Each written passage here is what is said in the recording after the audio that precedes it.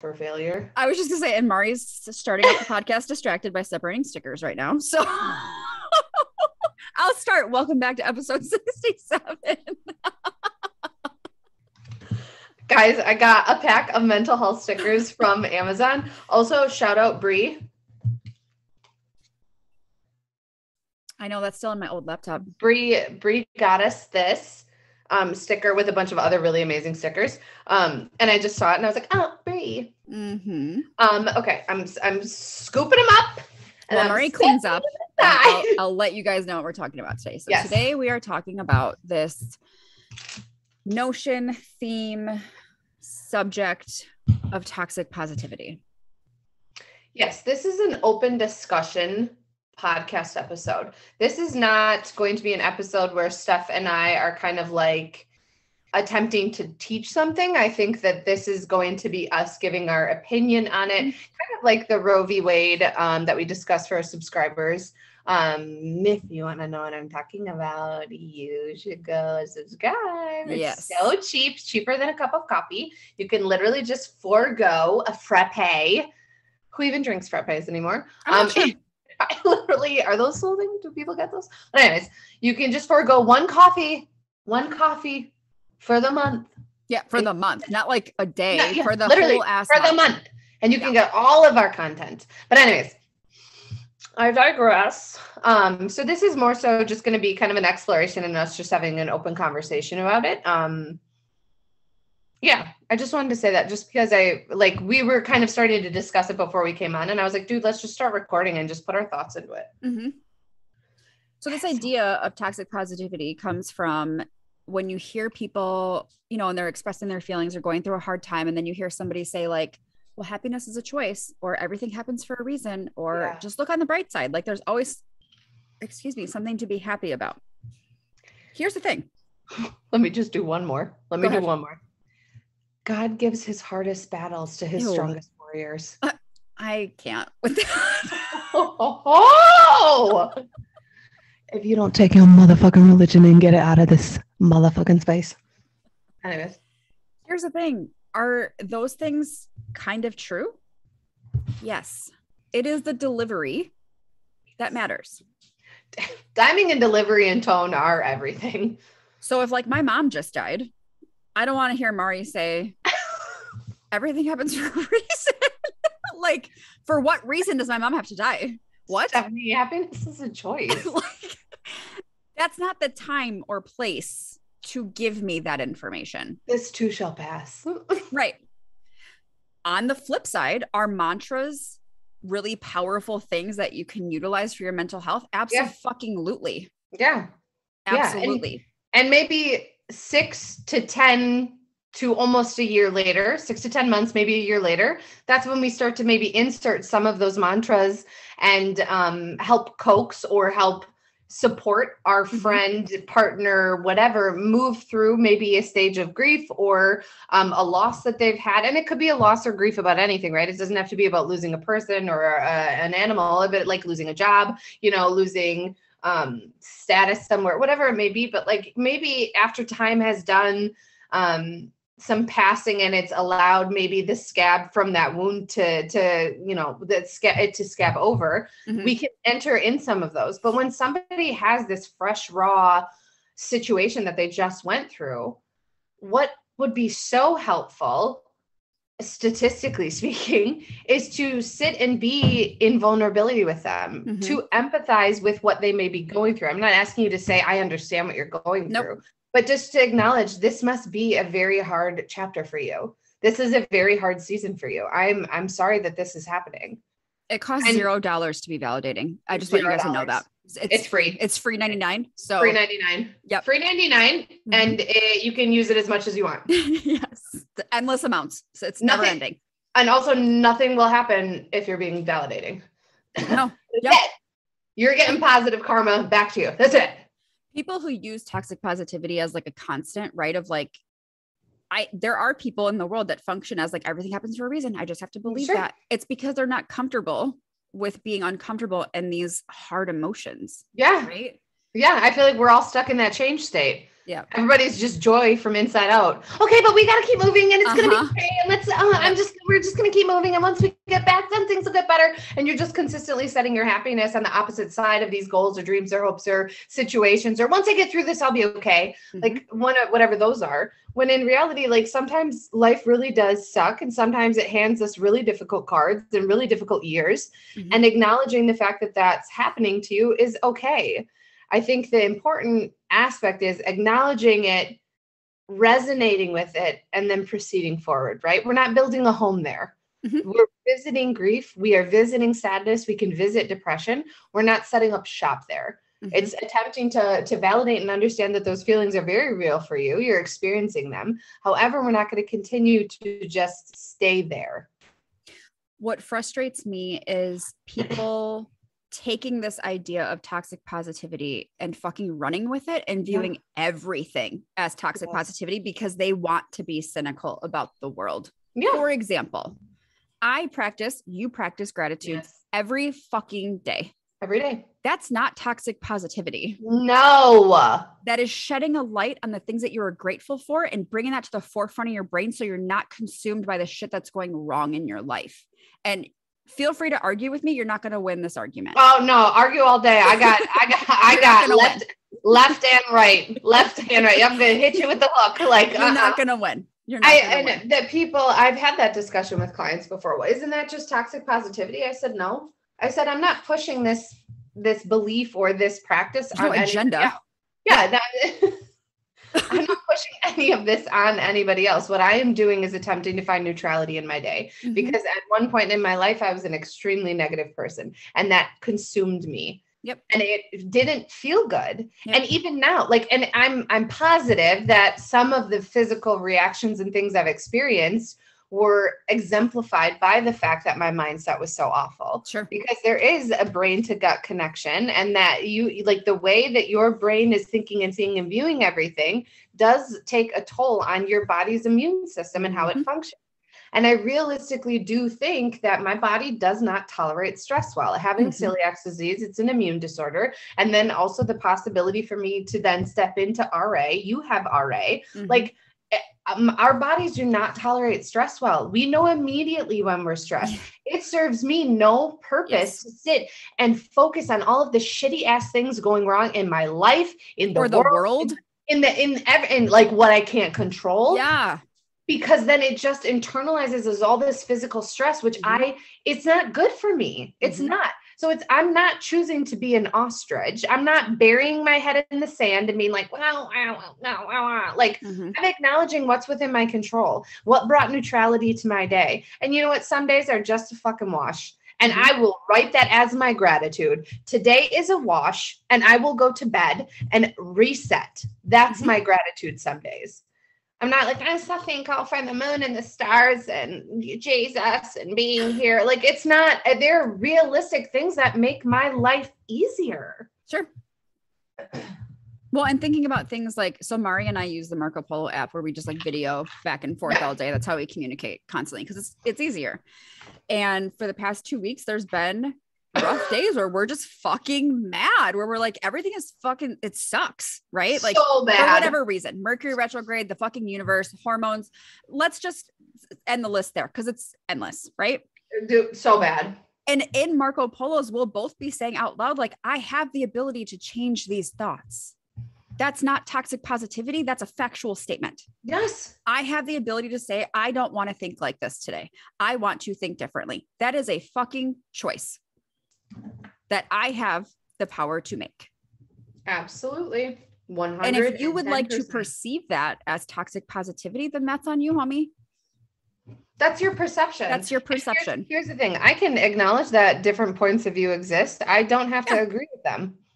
So case in point, setting that boundary right now. If you have people in your life that are exhibiting toxic positivity constantly, don't talk about shit with them. They're not your people. Right. Not have a boundary. Don't share these things with them that you are then being frustrated by their response by. Talk to fucking somebody else. Literally. It really is that easy.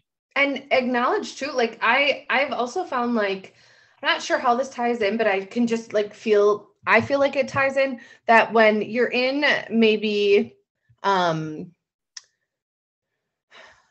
conversations with like passerby conversations with people, right? Where people may strike up conversations with you, like at the grocery store, or the gas station, or at, wherever, at your place of work or whatever. You don't have to agree with the things that they say. I'm not saying you need to get in an all out confrontation with them, but honor your values and stick up for yourself. Like that also then is sending that validation of like, okay, I'm allowed to live in this maybe neutral or positive space. And I don't have to agree with somebody else's maybe negative skewed or view or aspects that they're bringing. Like I can also just be like, no. Like I was bartending last night, helping out, and this guy had asked what I was doing and like why I'm filling in and blah, blah, blah. I got to the point and I, said I'm a mental health therapist, psychotherapist, and I talk to people about issues. Oh, it must be so hard to listen to people complain all day long. And I said, I don't view it as that. I don't view it as people complaining all day long. Oh, well, I mean, I think some people just need to get over it. I said, I don't really take that approach with my clients. And these are just factual statements, right? I'm not arguing with him. I'm not trying to get him onto my side, but I also am setting the boundary here and not allowing that to come into my space or my aura or my energy by just kind of being complacent and being like, oh yeah, people do. Yeah, they do complain. Do people complain? Yeah, absolutely. I fucking complain though. Yes. So what the fuck do I look like being like, yeah, they complain. Again, 2 past weeks of me and stuff on Marco Polo. I was bitching up a storm. I acknowledged it. I was like, we sure did. I need to sit myself down somewhere and fucking figure it out. But like, understand too that you have that ability to put that protection up for you of like, I don't need to agree with this. Well, and if you have that safe space to talk about things with, right, and you have the ability to be vulnerable with another person and you trust that person to challenge you in those moments, that's a great feeling. Right. Again, Mari and I have talked about this a million times about how when we are processing something that's happened within our lives and we've said to each other, like, if you're not ready to hear this, that's okay. But this is what I'm going to let you know right now.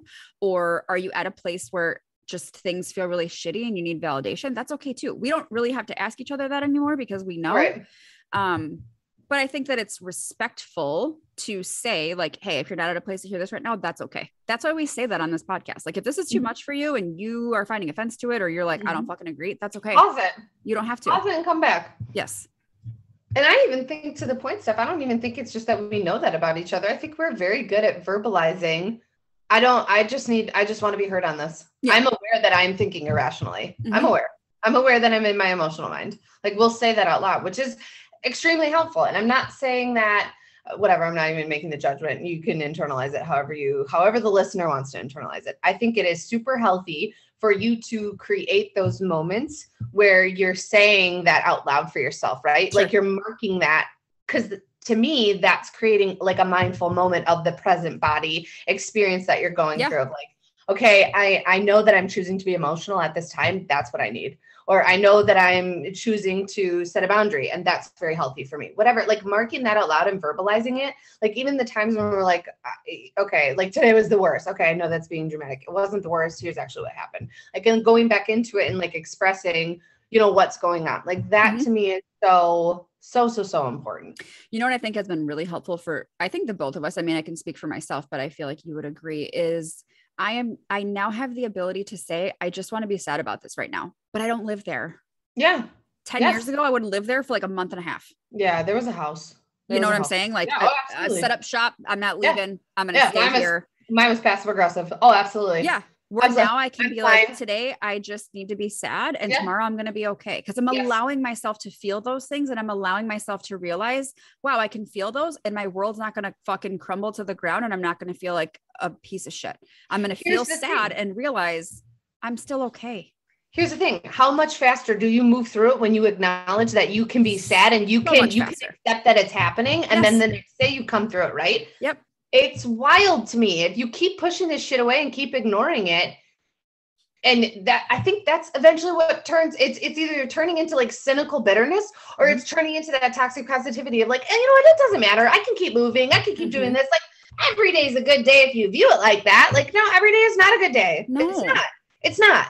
And why do you feel the need to put on a show for everybody? What the fuck are you doing? For what? Just allow that space to be. Yes. Man, I'm telling you right now, my other friend Steph lost her mom in, I believe, no, it wasn't March. I don't know. I can't remember. I think it was a month or two ago, wasn't it? Yes, there was just a lot going on. A lot. End of February, early March. And she's had the worst fucking 2 years. The worst. And when I tell you, like, at least 10 horrific things happening, I am not being dramatic. That is a very factual statement. Mm-hmm. When she found out that her mom passed, like when they found out that it was time, all I could do was just sit there and just agree. Whatever was coming out, like she was sad, she was this, she was like, just agree and just be in that space with her. Mm-hmm. And I had to keep reminding myself, like, there is nothing to fix here, dude. There is nothing to fix. You can't fix this. You can be a therapist and you can be her friend and you can want to help and all of these things. But that was a moment of like radical acceptance, dude. There is no fixing this. Yep. This needs to be what it is. And you need to support in whatever space she takes us, period. That's how you show up.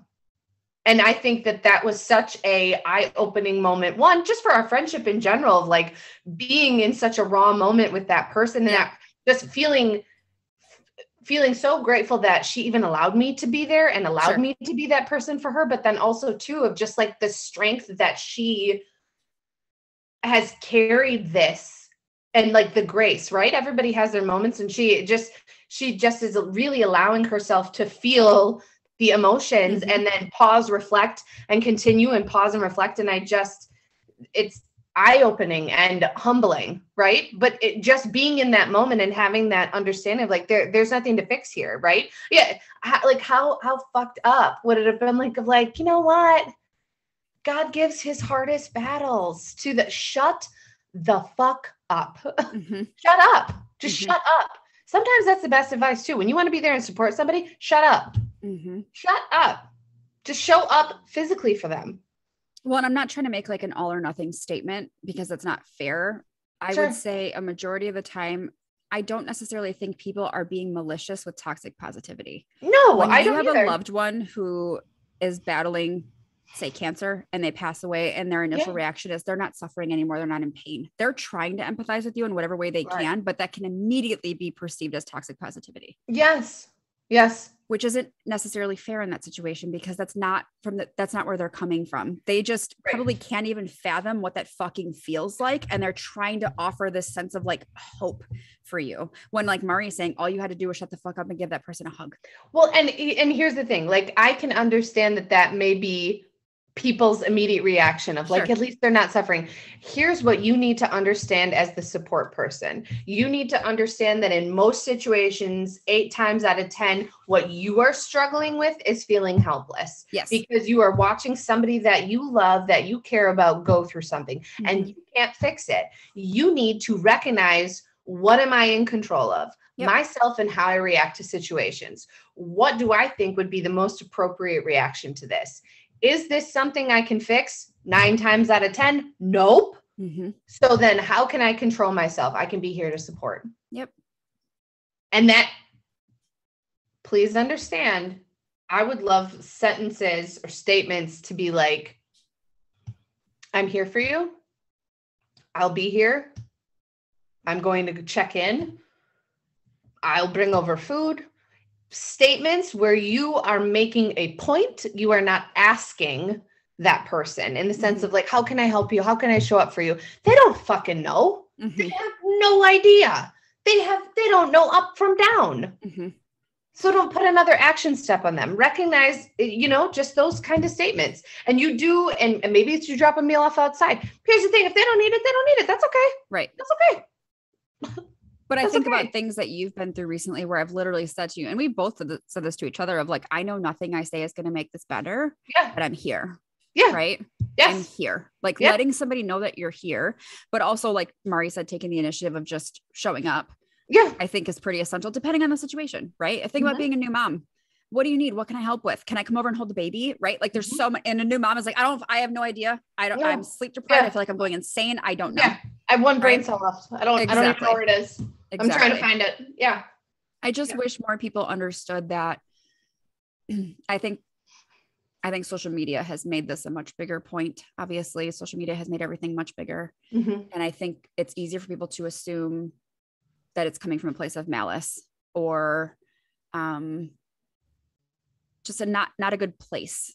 And I think if you were to take a step back and realize like, that's not necessarily what's happening, it doesn't feel as shitty. Well, my thought process is that the person who is presenting possibly with the toxic positivity is afraid to step into that vulnerability, right? Of course. They're back and trying to do what they can do. And then that person on the receiving end is, God damn it, Mari, the fucking point. It flew, man. It flew right out of my brain. It was such a good point, Stephanie. Unfortunately, I can't read your mind to pull it out. The person is not stepping into vulnerability.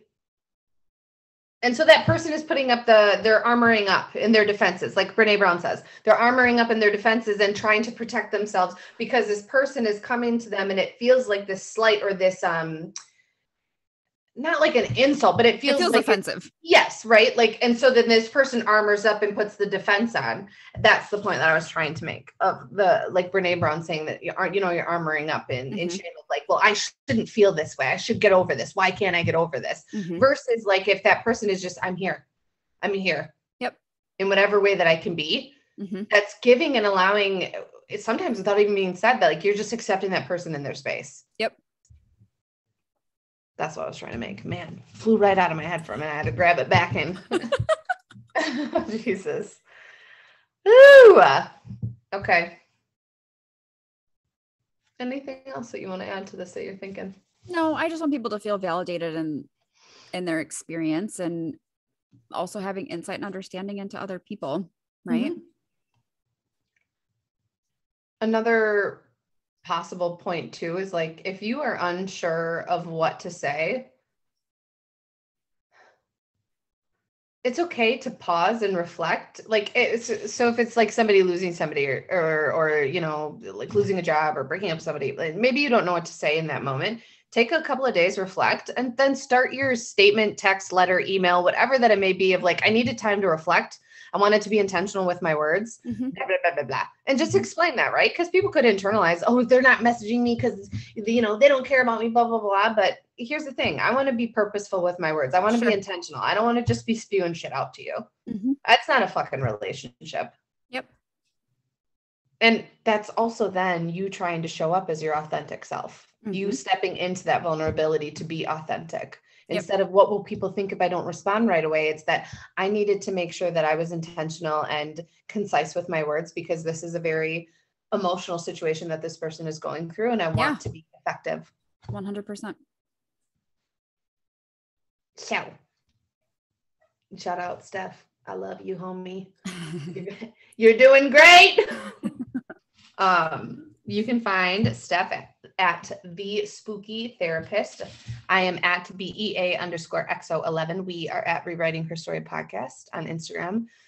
On YouTube, we are Rewriting Her Story Podcast. And you can email us any questions, concerns, comments, topics you want covered. We have a decent running amount right now that I'm pretty excited about.